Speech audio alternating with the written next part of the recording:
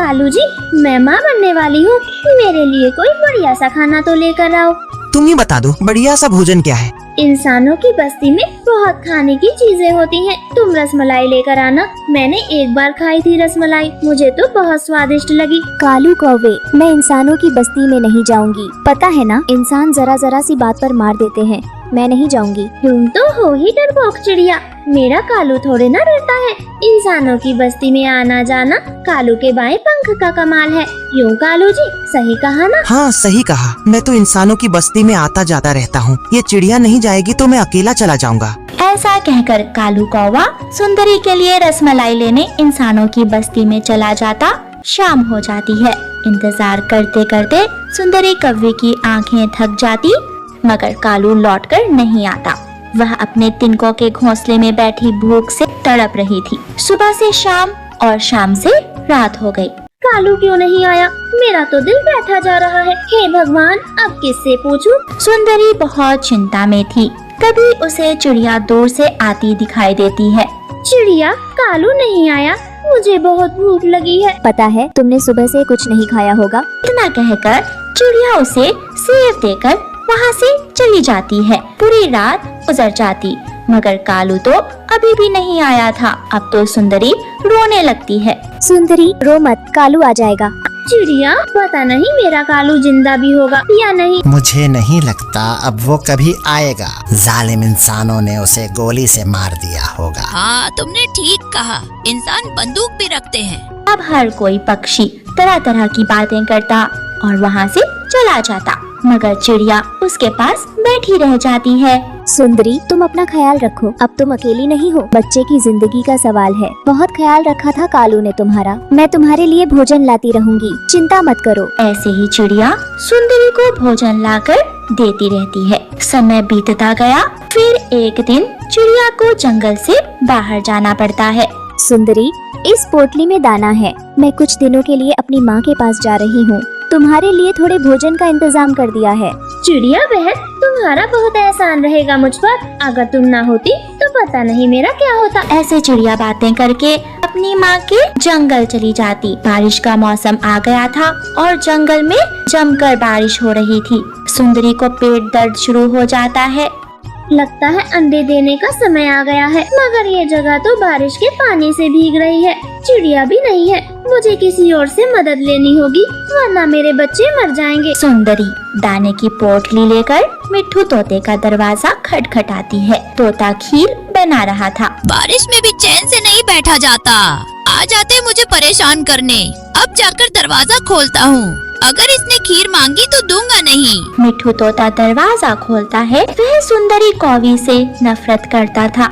मिट्ठू तोते, मेरी मदद करो, मैं बारिश में भीग रही हूँ, मुझे अपने घर में आने दो। अगर मैंने इसको घर में बुलाया तो ये मेरी सारी खीर चट कर जाएगी। ये चटोरी कौवी भी है। तोते क्या सोचने लगे, क्या मैं घर में आ जाऊँ? नहीं नहीं, मेरा घोंसला कमजोर है, तुम कहीं और चली जाओ। तोता दरवाजा बंद कर लेता। सुंदरी बारिश में आगे उड़ती है तो उसे चील का घोंसला दिखाई देता है और वो वहाँ रुक जाती है। अरे, मेरी चील सहेली का घर, यह तो मुझसे कभी मना नहीं करेगी। दरवाजा खोलो चील सहेली, दरवाजा खोलो। चील दरवाजा खोलती है और सुंदरी को घर में बुला लेती है। फिर अकेले में चील की बड़ी बहन पूछती है, छोटी, ये कौन सा पक्षी है जो तेरे घर में आया है? बड़ी, ये मेरी जानने वाली कौवी है, बरसात से बचने के लिए मेरे पास आई है। अच्छा, हम दोनों अच्छी दावत मनाएंगे। इसे तो खाएंगे ही और साथ में अंडे भी खाने को मिलेंगे। बारिश में खाना भी नहीं ढूंढना पड़ेगा। हाँ हाँ दीदी, सही कहा। शिकार पहले, दोस्ती बाद में। उन दोनों की बातें सुंदरी कौवी सुन लेती है और वह चुपचाप वहाँ से भाग जाती है। अरे बाप रे, ये चील तो मुझे खाने का प्लान बना रही थी। अच्छा हुआ मैं भाग निकली, लेकिन अब कहाँ जाऊँ? ये बारिश तो और तेज होती जा रही है। बड़ी लगता है उस कौवी ने हमारी बातें सुन ली और यहाँ से भाग गई। चलो ढूंढते हैं, ज्यादा दूर नहीं गई होगी। दोनों चील बहनें गहरी बारिश में सुंदरी के पीछे उड़ती हैं, मगर सुंदरी से ज्यादा उड़ा नहीं जाता। वह एक मोटी डाल पर बैठ जाती है। बस अब उड़ा नहीं जाता। ऐसा लग रहा है आज मैं मर जाऊंगी। कालू जी, तुम मुझे छोड़कर कहाँ चले गए? देखो मैं कैसे भटक रही हूँ। छोटी, वो देख, हमारा शिकार लेटा हुआ है। चल जल्दी से इसे मार देते हैं और बारिश में गर्मा गर्म कौवी के पकौड़े खाएंगे। दोनों चील बहनें सुंदरी के पास पहुंच जाती हैं। चील चील, तुम तो मेरी सहेली जैसी हो, प्लीज मुझे मत खाओ, मेरे बच्चों पर तो रहम करो। तुझे तो हम भून कर खाएंगे।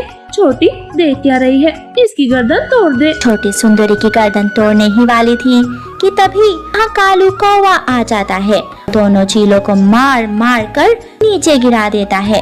कालू, मेरा पति कालू जिंदा है, तुम कहाँ चले गए थे? सुंदरी, ये सब बाद में पूछना, अभी यहाँ से भागो। दोनों वहाँ से तेज उड़ जाते हैं और एक टमाटर के खेत में छुप जाते हैं। चील बहुत कोशिश करती है मगर उन्हें कालू और सुंदरी कहीं नहीं दिखते और वह निराश होकर लौट जाती है। लगता है अब दोनों चीलें चली गयी। अब जल्दी से मुझे तुम्हारे लिए घर बनाना होगा क्योंकि बारिश बहुत तेज है और तुम बीमार हो जाओगी। तभी कालू का ध्यान लाल लाल टमाटरों पर जाता है और वह टमाटर से ही अपना घर बनाने लग जाता है। थोड़ी ही देर में टमाटर का घर तैयार हो जाता है। सुंदरी एक स्वस्थ अंडे को जन्म देती है। कालू, आज तुम न आते तो मैं जिंदा ना होती। अब बताओ तुम इतने दिनों तक कहाँ थे? सुंदरी, एक मिठाई वाले इंसान ने मुझे बुरी तरह से घायल कर दिया था। मैं कचरे के ढेर में पड़ा रहा, मैं तो मरने ही वाला था। तभी एक अच्छा इंसान मुझे उठाकर अपने घर ले गया। उसने मेरी मरहम पट्टी की। जैसे ही मैं उड़ने के काबिल हुआ तो मैं अपने जंगल वापस आ गया।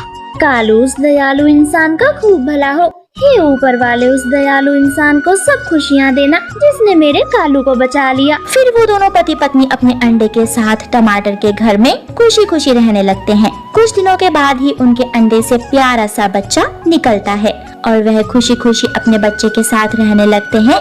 तो प्यारे दोस्तों, प्लीज हमारी कहानी को लाइक और चैनल को सब्सक्राइब करना ना भूलना। आपका बहुत बहुत धन्यवाद।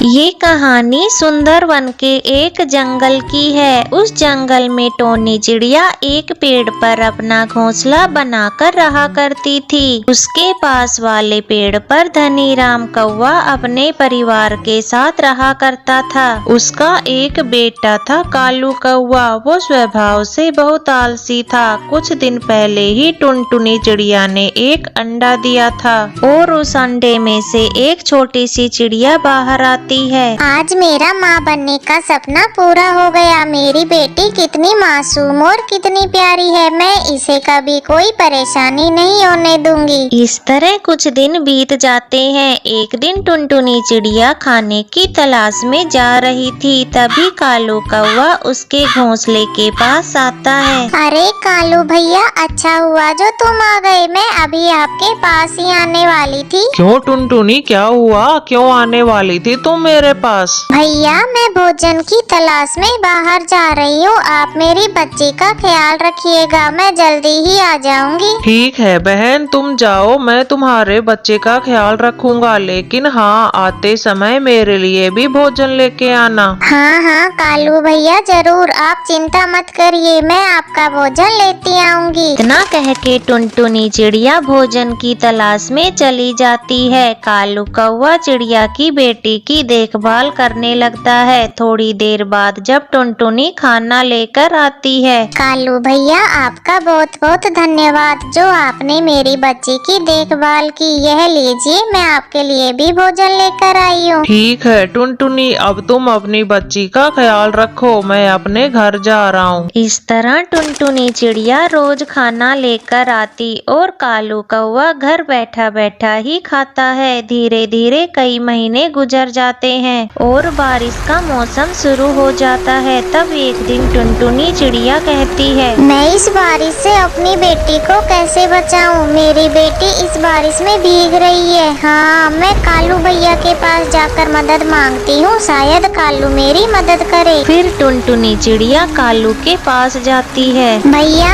इस बारिश में मेरा घोंसला भीग गया है। अब पता नहीं मेरा घोंसला कब टूट जाए। बारिश रुकने तक आप मुझे अपने घोंसले में रहने दे सकते हैं? मैं अपनी बेटी को अपने साथ लेकर आई हूँ। टुनटुनी चिड़िया, मैं तुम्हें साफ साफ बता देता हूँ, मेरे घोंसले में इतनी जगह नहीं है कि मैं तुम दोनों माँ बेटी को रख सकूँ। तुम कोई दूसरा आशियाना देखो। टुनटुनी चिड़िया दुखी मन से वहाँ से चली जाती है। धीरे धीरे बारिश तेज हो रही थी। अचानक से टुनटुनी चिड़िया को एक पेड़ में बड़ा सा कोटर दिखाई देता है। टुनटुनी चिड़िया अपनी बेटी के साथ उस कोटर में छुप जाती है और ऐसे ही सुबह हो जाती है, लेकिन बारिश रुकने का नाम नहीं ले रही थी। टुनटुनी चिड़िया अपने घोंसले की मरम्मत करने लगती है। अब टुनटुनी का घर बारिश में भीगने से बच जाता है। टुनटुनी चिड़िया अपने घोंसले को छाते से ढक देती है। उधर कालू कौवा टुनटुनी के घोंसले को देखकर कहता है, अरे ये टुनटुनी चिड़िया तो बहुत चालाक निकली। इसने तो अपना घोंसला छाते से ढक लिया है। मैं मौका देखकर इसका छाता चुरा लूंगा और अपने घोंसले में लगा लूंगा। एक दिन जब टुनटुनी चिड़िया अपनी बेटी के साथ भोजन की तलाश में गई थी, तब कालू कौवा टुनटुनी के छाते को चुरा लेता है और उसे अपने घोंसले में लगाने लगता है। तभी जिगरबाज चील वहाँ आता है और वो कालू से छाता छीन लेता है। ओए कालू कौवे, तुमने बहुत गलत किया है। तुमने टुनटुनी का छाता चुरा लिया। अभी के अभी जाओ और ये छाता टुनटुनी के घोंसले में लगाओ। अगर तुमने ऐसा नहीं किया तो मैं तुम्हें मार के खा जाऊंगा। जिगर चील के डर से कालू कौवा छाता ले जाकर टुनटुनी चिड़िया के घोंसले में लगा देता है और आकर जिगर चील से माफी मांगता है। जिगर भाई, मुझे माफ कर दो। मैं आज के बाद कभी किसी के साथ कुछ गलत नहीं करूँगा। इधर टुनटुनी चिड़िया अपने छाते वाले घोंसले में अपनी बच्ची के साथ खुशी खुशी रहती है।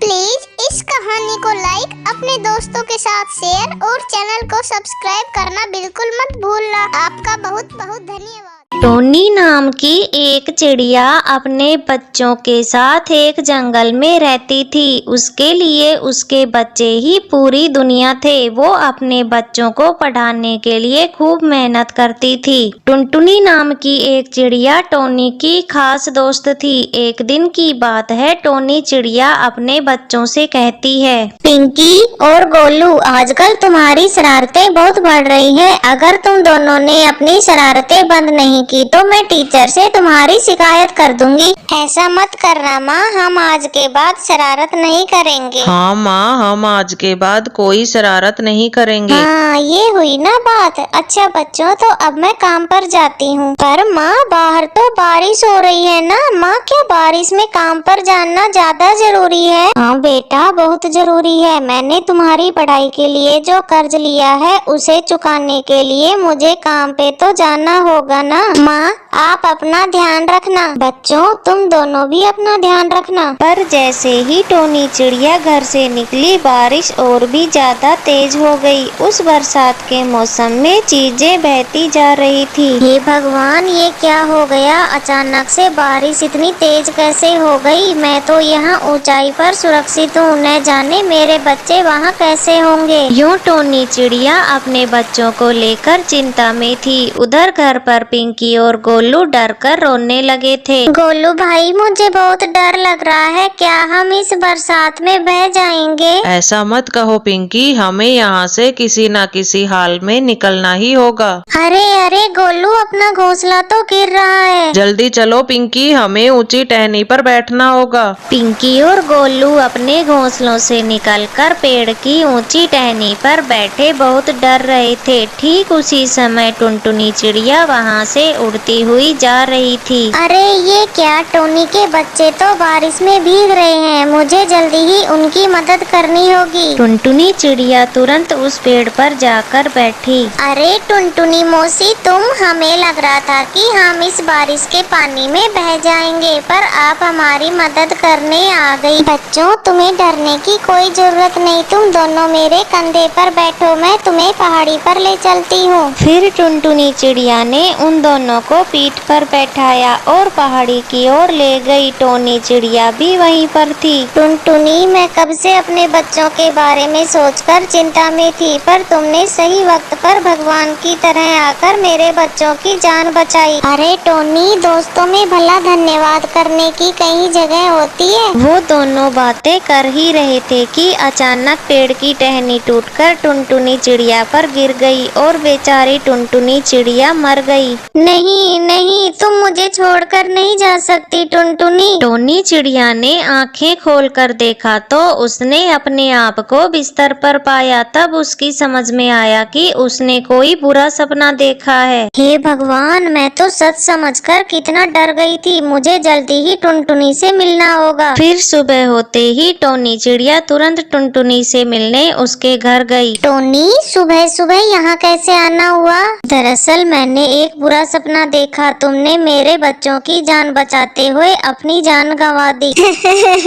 अरे टुनटुनी, हंस क्यों रही हो? तुम अब नाटक देखना बंद करो, वरना ऐसे सपने तुम्हें रोज आते रहेंगे। चलो अब जंगल चलकर कुछ लकड़ियाँ लेकर आते हैं। ठीक है, मैं बच्चों को भी साथ लेकर चलती हूँ। फिर टुनटुनी चिड़िया और टोनी चिड़िया जंगल में लकड़ी के लिए चले गए। वो सभी शाम के समय घर वापस लौट रहे थे कि अचानक से जोरों से बारिश शुरू हो गई। अरे ये क्या, इस समय बरसात क्यों हो रही है? मुझे तो बहुत डर लग रहा है टुनटुनी। अरे टोनी, डरने की कोई जरूरत नहीं। यहीं पास में हरी तोती का घर है। हम बच्चों को वहाँ छोड़कर अपने घर जाएंगे, देखेंगे कि वहाँ सब ठीक है या नहीं। फिर टुनटुनी ने बच्चों को हरी तोती के पास छोड़ा और दोनों अपने घर जाने के लिए निकली। बारिश के पानी में कई पक्षी बहे जा रहे थे। देखो टुनटुनी, अपने दोस्त बह रहे हैं, चलो हम उनकी मदद करते हैं। फिर उन दोनों ने मिलकर कई पक्षियों को बचा लिया। तभी वहाँ पर हरी तोती का घोंसला टूट गया। टोनी, वो देखो तुम्हारे बच्चे पानी में बह रहे हैं। जल्दी चलो टोनी, तुम जाकर गोलू को बचाओ और मैं जाकर पिंकी को बचाती हूँ। उन दोनों ने बच्चों को बहने से बचा लिया। टुनटुनी, अगर आज तुम यहाँ न होती तो न जाने मेरे बच्चों का क्या होता। क्या टोनी, दोस्तों के बीच ऐसी बातें अच्छी नहीं रहती। हम दोनों पक्के दोस्त हैं और हमेशा रहेंगे। फिर वो दोनों बातें कर ही रहे थे कि सच में पेड़ की टहनी टूटकर टुनटुनी चिड़िया पर गिरी और टुनटुनी चिड़िया सच में मर गई। टोनी चिड़िया और उसके बच्चों को इस बात का बहुत दुख हुआ और बेचारी टोनी अकेली रह गई। टुनटुनी, तूने सच में एक बहुत अच्छी दोस्ती निभाई है और मैं तेरे लिए कुछ नहीं कर पाई, लेकिन मैं आज एक वादा करती हूँ, मैं अपने बच्चों को बिल्कुल तेरी जैसी पक्षी बनाऊंगी। यह कहकर टोनी चिड़िया अपने दोनों बच्चों को लेकर अपने घर गई और अपना जीवन बिताने लगी। प्लीज इस कहानी को लाइक, अपने दोस्तों के साथ शेयर और चैनल को सब्सक्राइब करना बिल्कुल मत भूलना। आप